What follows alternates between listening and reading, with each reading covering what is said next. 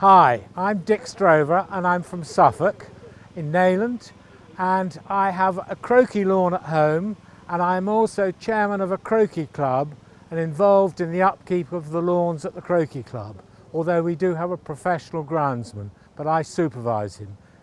But he knows a lot more than I do, that's the problem. So I'm here to see if I can know a little bit more about lawns and able to have a sensible conversation with our groundsman. I think the most enjoyable part, well, the most interesting part of the day has been about the fertilisers and about the top dressing and the types of things to use there, because that's been very informative.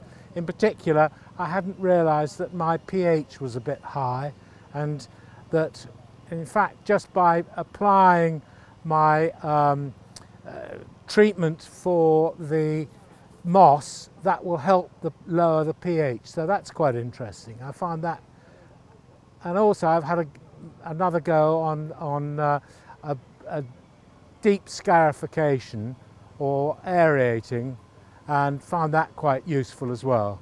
Well, we've had a really fun day and we've talked about all sorts of things, including lawns, but also about politics and about everything about life and etc. So it's been a really nice day. Some fun people on the course.